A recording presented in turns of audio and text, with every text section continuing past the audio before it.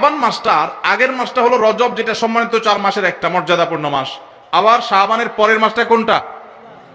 রমজান, সেটা হলো বছরের সবচাইতে সেরা মাস। তো নবীজি বলেছেন দুইটা মর্যাদাপূর্ণ মাসের মধ্যবর্তী শাবান মাসে মানুষ আমল ইবাদত না করে অবহেলায় বেশিরভাগ মানুষ কাটায়। বেশিরভাগ মানুষ অপেক্ষা থাকে রোজা কবে আসবে, তখন কোরআন তেলাওয়াত শুরু করব। রমজান কবে চাঁদ দেখা যাবে রমজানের, তখন নামাজ ধরবো। রমজান কবে শুরু হবে, তখন থেকে আমি তারাবি পড়া ধরবো, ভালো কাজ করা ধরবো। শাবান মাসে মানুষ রমজানের ক্ষণগণনা, দিন গণনা করতে থাকে, অবসর থাকে, অলসতা করে, অবহেলা করে।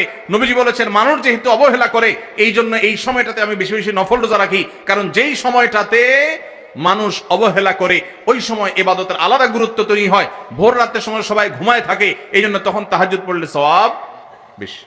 তাহলে এই যে শাবান মাসে নবীজি বেশি বেশি রোজা রাখতেন কেন?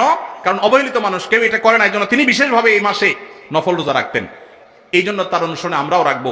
দ্বিতীয় কারণ তিনি বলেছেন কেন তিনি এই মাসে বেশি রোজা রাখেন, ওই যে ওসামা ইবনে যায়েদ রাদিয়াল্লাহু আনহুকে দুইটা কারণ বলেছেন। এর মধ্যে একটা হলো শাবান মাসটাতে মানুষ অবহেলিতা করে, আমল ইবাদত একটু কম করে, কারণ রমজান আসবে আসবে বলে অপেক্ষা করে। সেজন্য তিনি এই মাসে বেশি বেশি আমল করেন, কারণ অবহেলার টাইমের আমলের গুরুত্ব একটু বেশি। দ্বিতীয় কারণ হলো তিনি বলেছেন শাবান মাসে বান্দার আমলনামা আল্লাহর কাছে উপস্থাপন করা হয়। ফেরেশতারা রিপোর্ট জমা দেয়। ফাউহিব্বু আন ইউরফা আমালি ওয়া আনা সাইম, নবীজি বলেছেন আমি চাই আমার আমলনামা যখন ফেরেশতাদের কাছে পেশ করা হবে তখন আমি যেন রোজাদার থাকি। কারণ আপনি কোথাও চাকরি করেন, সিরিয়াস ডিউটি করেন, একবারও আপনার বস আসে না, একটু মোবাইলটা মাত্র হাতে নিছেন ফেসবুকটা টিপার জন্য, আর তাকায় দেখেন পিছন দিকে বস এসে দাঁড়ায়, মেজাজটা কেমন লাগবে বলেন? খারাপ লাগবে না? আর আপনি অন্য সময় যাই করেন না করেন খুব সিরিয়াস মুডে কাজ করতেছেন, পিছনে তাকায় দেখেন মালিক এসে দাঁড়ায়, কলেজটা শান্তি হয়ে যাবে না? যাক মাশাআল্লাহ, এই বেচারা এসে আমরা যখন কাজে দেখবে বলবে বাবা খুব ভালো মানুষ, তো বেতন বাড়বে, তাই না?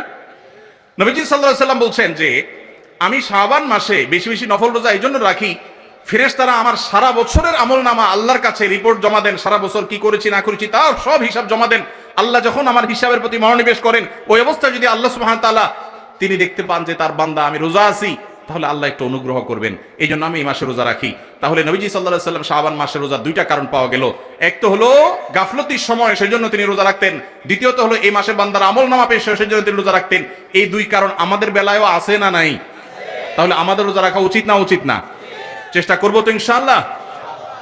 ভাইরা আমার, একটা প্রশ্ন আপনাদের মনে হইতে পারে, সেটা হলো আমরা তো শুনছি মানুষের আমলনামা সকালে বিকালে আল্লাহর কাছে জমা হয়, ফেরেশতারা জমা করে, আবার এখন শুনলাম শাবান মাসে জমা হয়, তাহলে দুই রকম হলো যে? এর উত্তর হলো আল্লাহ রাব্বুল আলামিনের কাছে আল্লাহর ফেরেশতারা মানুষের আমলনামাকে 3 ধাপে, 3 স্তরে, 3টা লেয়ারে, 3টা সময়ে আলাদা আলাদা ভাবে উপস্থাপন করে। একটা হলো প্রাত্যহিক রিপোর্ট, প্রাত্যহিক আমলনামা, ডেইলি,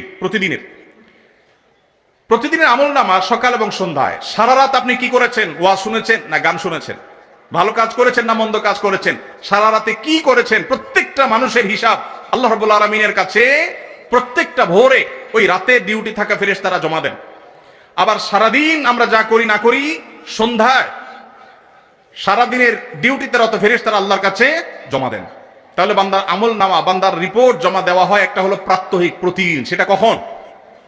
সকাল এবং সন্ধ্যা। বান্দার আমলনামা জমা দেওয়া হয় আরেকটা লেয়ারে, সেটা হলো প্রত্যেক সপ্তাহে 2 দিন, সোমবার এবং বৃহস্পতিবার। নবীজি সাল্লাল্লাহু আলাইহি ওয়াসাল্লাম যেন সোমবার বৃহস্পতিবার রোজা রাখতেন, কারণ সোমবার এবং বৃহস্পতিবার বান্দার আমলনামা ফেরেশতারা আল্লাহর কাছে পেশ করেন। তাহলে একটা হলো ডেইলি আমলনামা পেশ, সেটা সকাল সন্ধ্যা। একটা হলো সাপ্তাহিক আমলনামা পেশ, সেটা হলো সোম বৃহস্পতি। আর একটা হলো বার্ষিক রিপোর্ট পেশ, সেটা কখন? শাবান মাস।